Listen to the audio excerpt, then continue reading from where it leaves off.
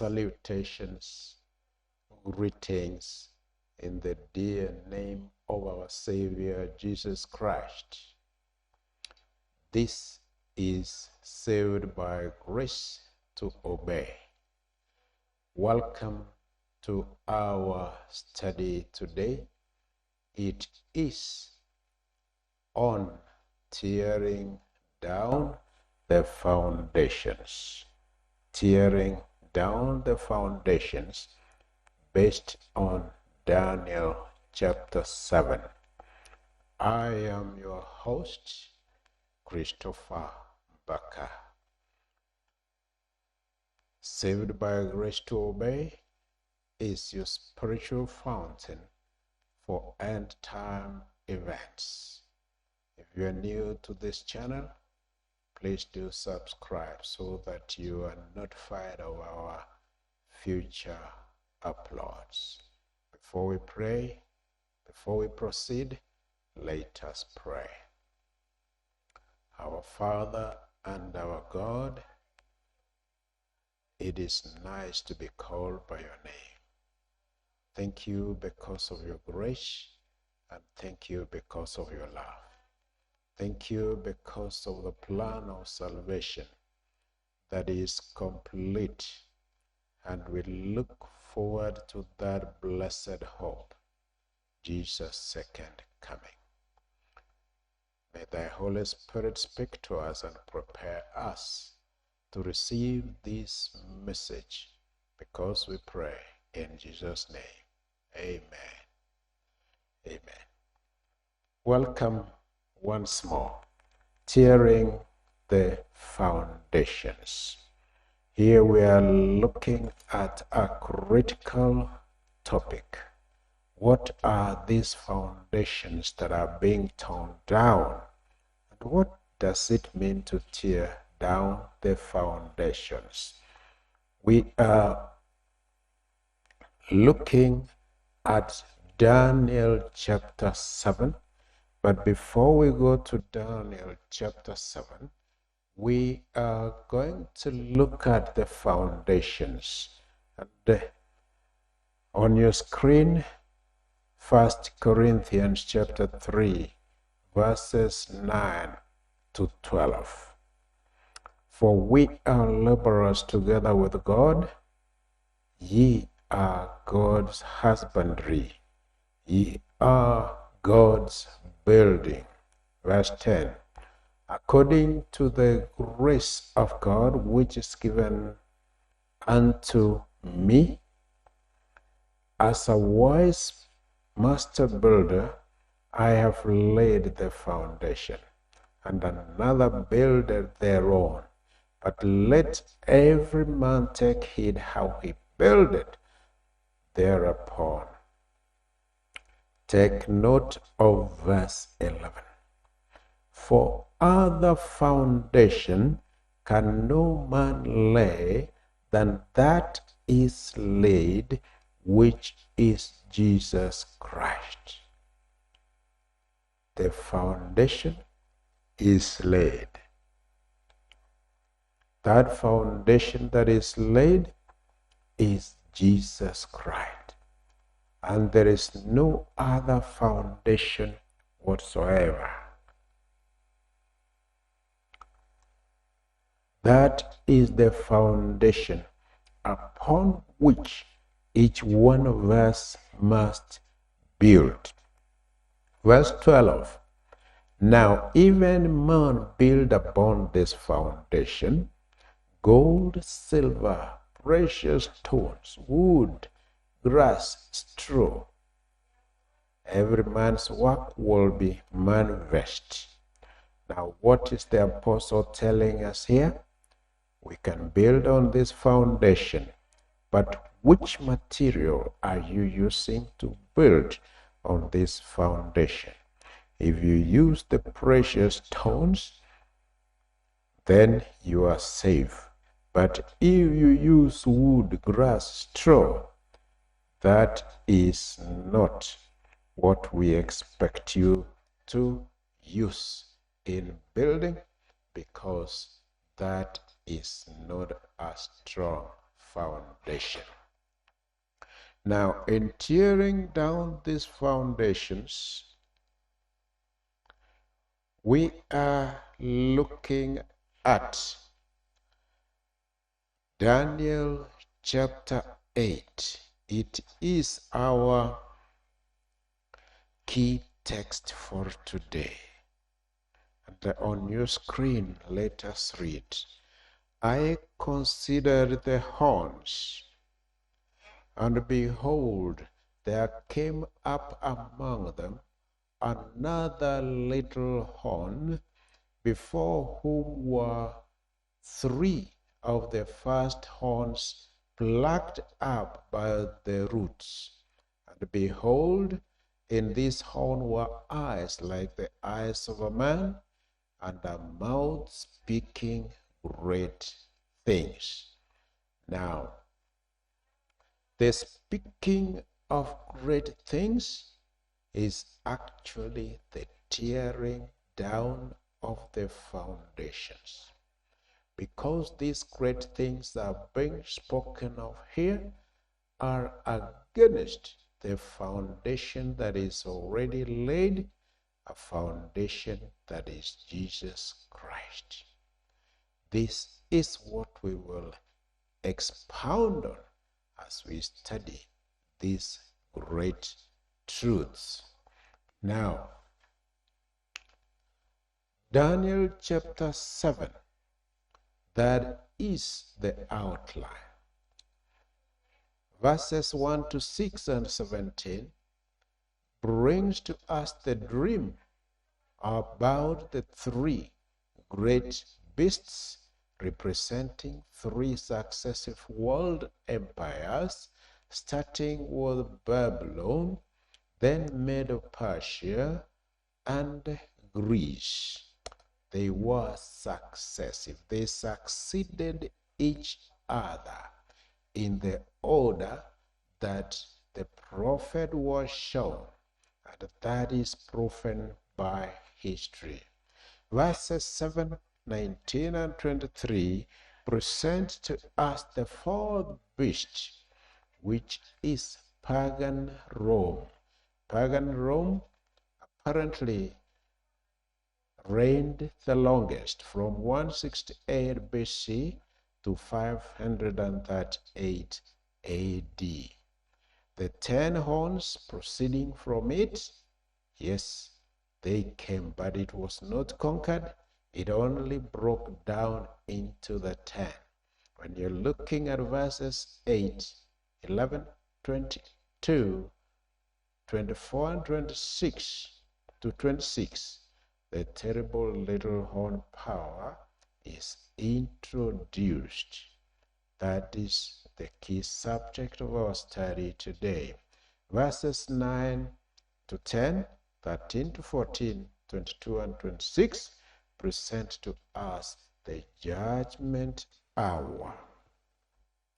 That judgment hour, we need to know what it is, who will be judged, and what will be the subject of the judgment. Now, the prophet Daniel, in a vision of prophetic history, he was shown the rise and the fall of 4 vast empires. The first one was Babylon, followed by Medo-Persia, followed by Greece, and the last of the 4 is the Roman Empire.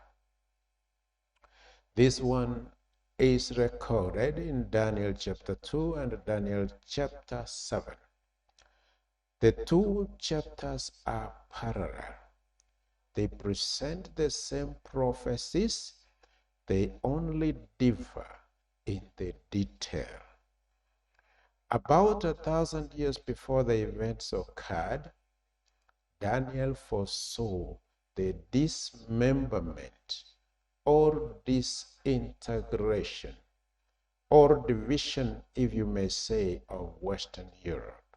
the rise of the papacy was shown very clearly to the prophet, and the establishment of the 10 kingdoms, which have developed into the great nations of Southern and Western Europe. Now, regarding the correctness of this fulfillment, nearly all conservative Protestant students of prophecy are agreed.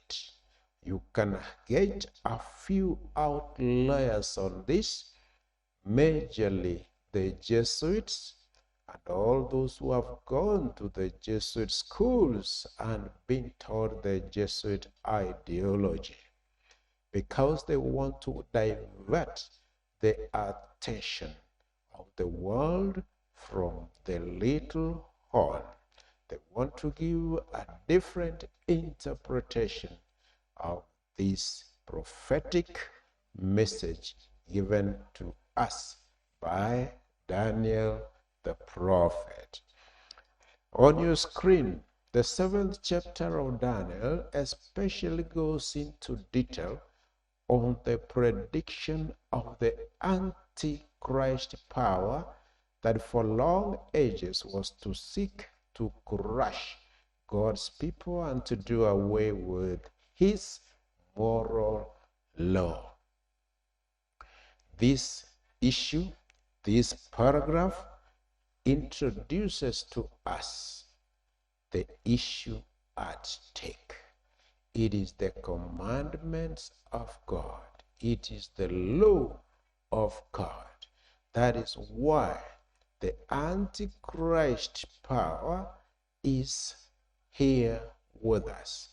That is why this little horn speaks great words, and the speaking of great words is against the commandment of God.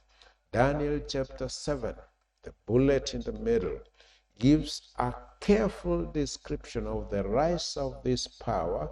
That is Daniel chapter 7, talking about the little horn. After seeing in vision a series of 4 symbolic animals arise out of the sea, an angel had to explain what this meant. And that we get in Daniel chapter 7, verse 23. The 4th beast shall be the 4th kingdom upon the earth, which shall be diverse from all kingdoms, and shall devour the whole earth, and shall tread it down and break in pieces. What are we saying here? The prophet saw 4 beasts.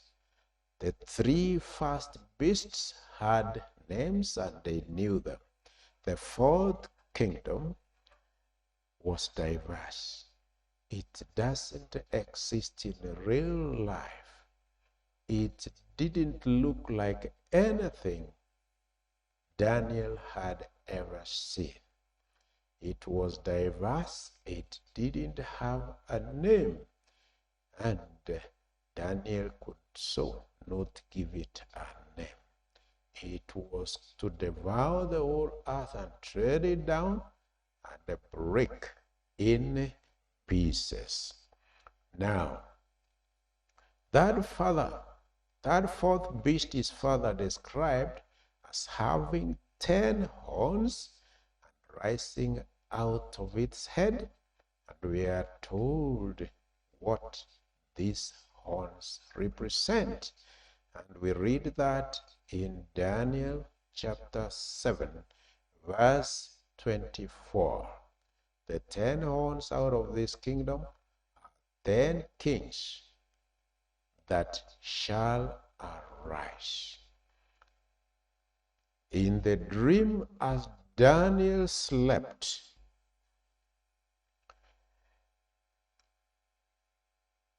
he was to watch as the little horn grew in the midst of the 10 horns.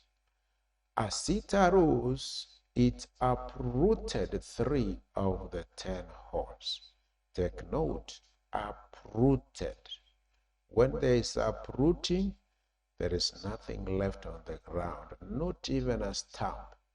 The angel explained this to Daniel, and you can see the last bullet in the middle. Another king shall arise after them. They shall be diverse from the first, and they shall subdue 3 kings. And then continuing, he gives us the most important verse in Daniel chapter 7. That is Daniel chapter 7 verse 25. The verse that explains the 3 basic things the man of sin or little horn power would do, and how long he would have this power. So as you read Daniel chapter 7, you need to identify the 3 things. The man of sin is also the little horn.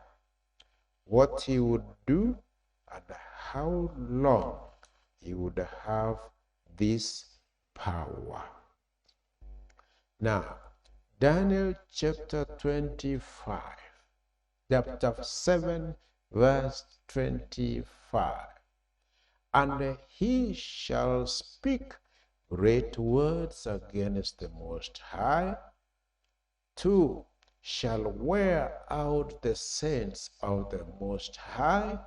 3, shall think to change times and the laws.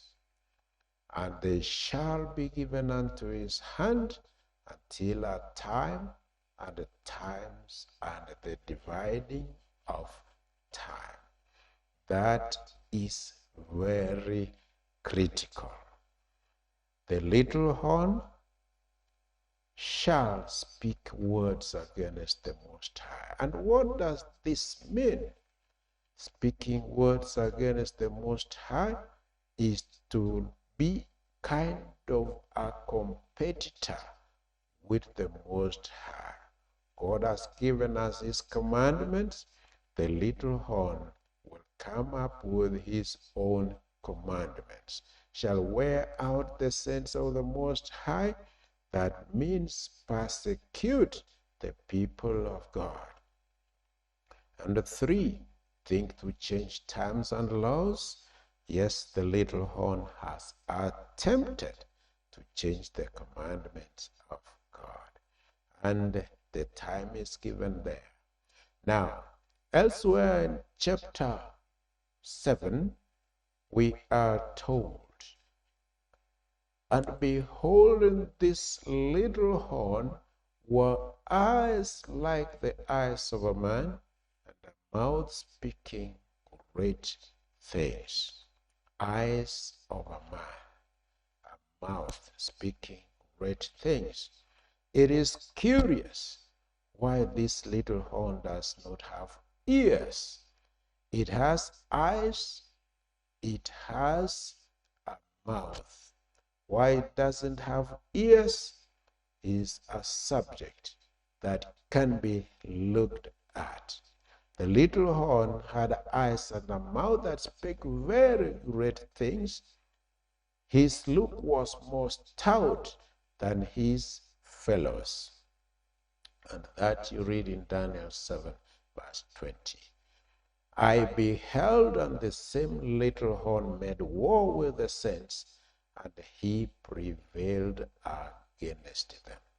Now this vision of Daniel 7 is described in verses 2 to 14 and mentions the little horn power in only one verse, that is verse 8.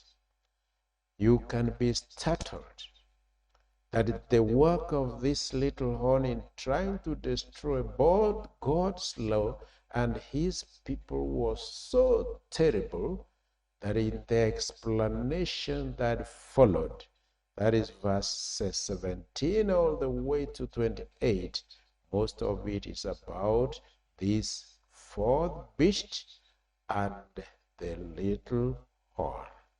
So chapter 7 is very critically looking at the little horn and its importance. Now, clearly, the little horn was to be a deadly power reigning among the kings of the earth that would assume the right to control the faith and the consciences of men. Now, what are we saying? Because this little horn power, was to persecute God's people, it is related to the control of their faith and their consciences. Now, just what is this fourth beast with its 10 horns, out of which this little horn power was to arise? Students of history recognize that the fourth world kingdom after Daniel's time was the kingdom of Rome. Now, the Roman Empire controlled civilization in the days of Jesus as well. And it indeed was a power to devour the whole earth and tread it down and break it in pieces. As we read in Daniel chapter 7, verses 2 and 3. But prophecy foretold that this fourth beast, which is pagan Rome, was to be divided. This means that this kingdom was not to be conquered by any other kingdom. 10 horns were to grow out of its head, representing 10 kings or kingdoms that would arise out of the Roman Empire. Students of history will again recognize that Rome was indeed divided, and it was divided into 10 divisions, and you can find that list on your screen. Last bullet, last 2 lines. The Franks, Ostrogoths, Visigoths, Heruli, Burgundians, Suevi, Saxons, Lombards, Alemanni, and Vandals. All those counted, they make 10. That is what came out of the Roman Empire. When it became too big to be managed, it was divided into the 10. Now, the prophecy said that still another little horn was to arise after Rome had been divided into its 10 parts. What are we saying? That yes, the Roman kingdom at its height became too big to be managed, and it disintegrated into the 10. But that was not the end. Another little horn was to come up after the 10.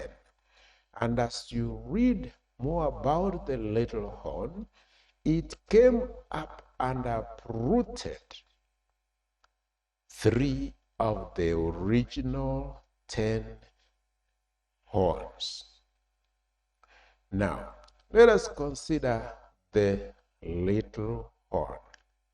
The little horn is to be a kingdom as the other kingdoms are. The 10 horns out of this kingdom are the 10 kings that shall arise, and another shall arise after them, and they shall be diverse from the first, and they shall subdue 3 kings. So when the Roman kingdom got divided into 10, another little horn, another small kingdom came up, and that is Vatican, headed by the Pope. Now, point number 2, the little horn power is to come from the same source that the other 10 horns or kingdoms came from. The prophet says that he considered the horns, and behold, there came up among them another little horn. That is Daniel chapter 7, verse 8. Therefore, it was to come out of Rome, the little horn. Point number 3. We can approximate the date when this little horn was to arise. It would gain its regal powers after the other horns had arisen, and another shall arise after them, as you read in Daniel chapter 7, verse 14. This could not take place until the last of the 10 divisions of Rome was formed. Point number 4 about the little horn. It was to uproot 3 horns, or 3 of Rome's divisions. 7 of these divisions have existed down to our time, and we know them by their current names. Now, they are as follows. You can read point number 4, the last 2-3 lines. Anglo-Saxon, that is England. Franks, France. Lombards, Italy. Alemanni, modern Germany. Burgundian, modern Switzerland. And Suevi, that is modern Portugal. Visigoths is modern Spain, but Heruli, Vandals, and Ostrogoths have no modern counterpart. The reason is that when the little horn was coming up, it uprooted them, and they have no stamp left. Nothing can be seen of these kingdoms. They were uprooted by the little horn power at the time it was rising. Now, point number 5, as you can see on your screen, the little horn power shall be diverse from the first. Although a kingdom, it would be a radically different kingdom, kind of. The others were civil, but this one would be religious. Religion is the foundation. But which religion? Is it the religion of Christ? We will see as we go along. Point number 6 about the little horn.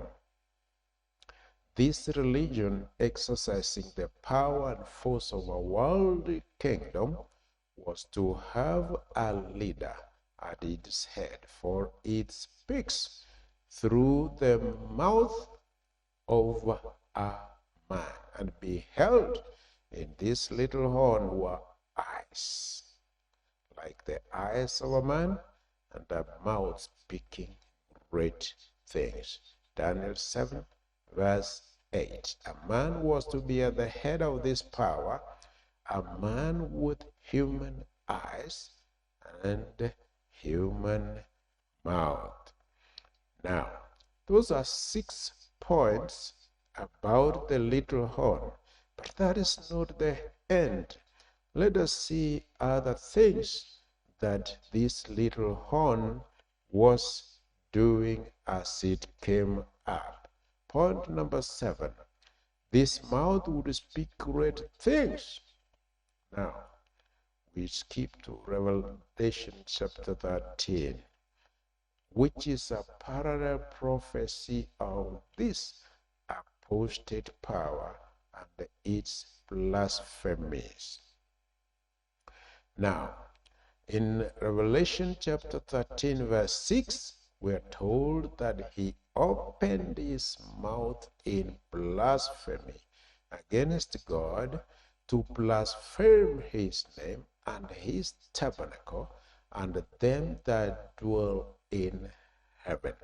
So the speaking of great things is the speaking of blasphemies, which is in agreement with Daniel chapter 7, verse 25. What did Daniel chapter 7, verse 25 say? He shall speak great words against the Most High. This man is to be guilty of blasphemy. He is to speak great words against the God of heaven. Now, point number 8. This little horn power will try to destroy God's people for not submitting to its teachings.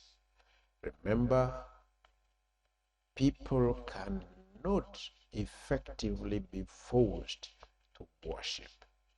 Worship must be a free will exercise of the mind towards the supreme God. No one can force anyone to worship.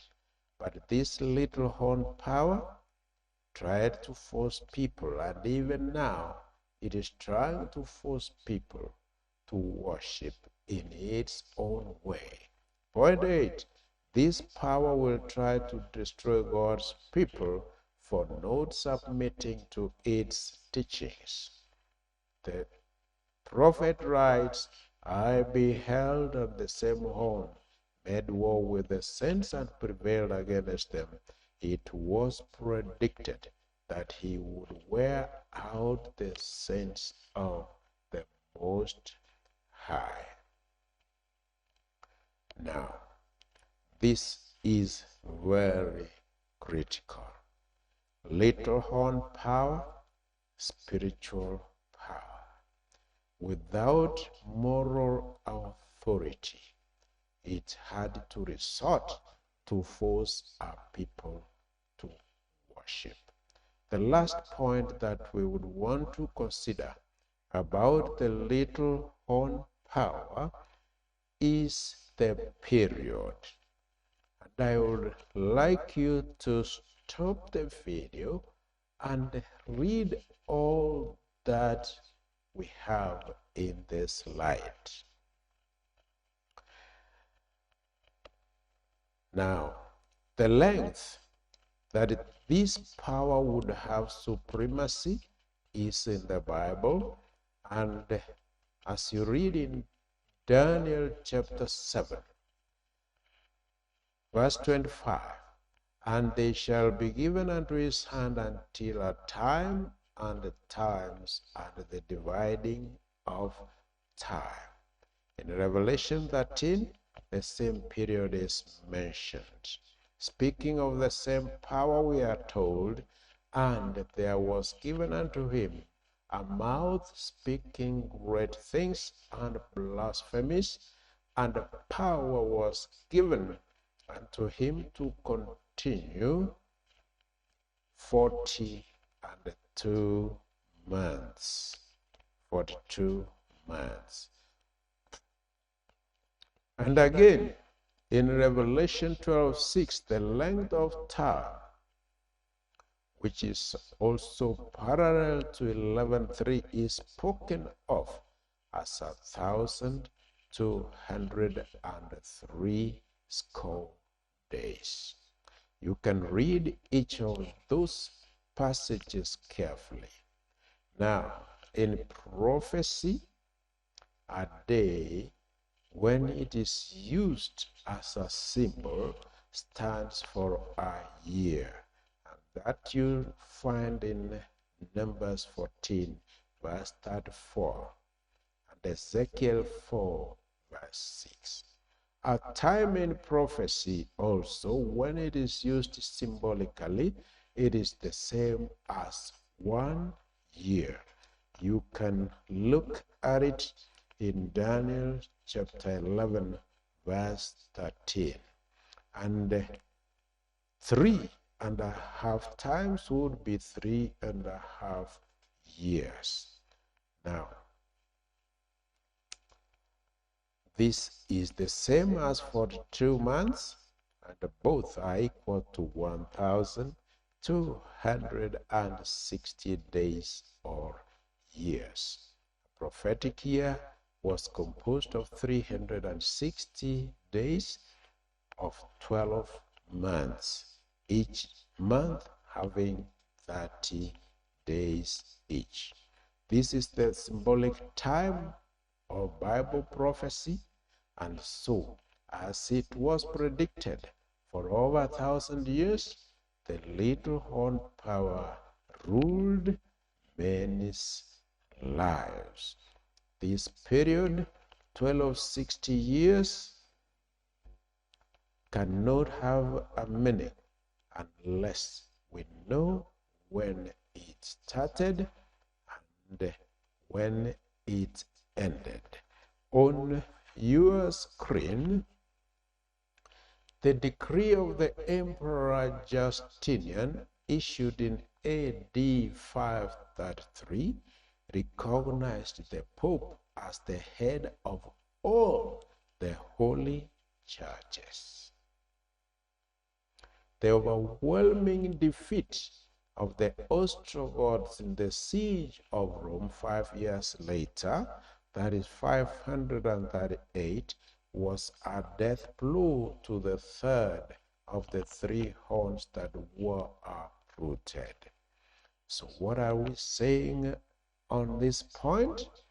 We are saying that the 3 horns that were uprooted did not come at once. It was a process. The first one was uprooted, the second one was uprooted, and the third one was uprooted, defeated in 538. All the 3 cannot be found in the face of the earth. With the year 538, then begins the 1260 years of this prophecy of papal control, which would extend to the year 1798. In that year, the reign of terror occurred in the French Revolution, and the Roman Catholic religion was set aside in France, and the French army under Balthier entered Rome and took the Pope prisoner or captive. The Pope died in exile in France. The following year, the long prophetic time span of papal rule was ended. And the deadly wound of Revelation, chapter 13, verse 3, was inflicted, a wound which prophecy says is to be healed. Now, we have seen that the papal supremacy was to take 1,260 years. That period started in 538, when the last of the 3 horns was uprooted from the face of the earth. This period ran all the way to 1798, when the Pope was taken captive and he died in captivity. This could not be a coincidence. The papal supremacy was given its time to do its work, and it did its work of persecuting the people of God, but it came to an end. This prophecy was fulfilled to the very letter. But when we transition to Revelation chapter 13, we're told that the wound would be healed.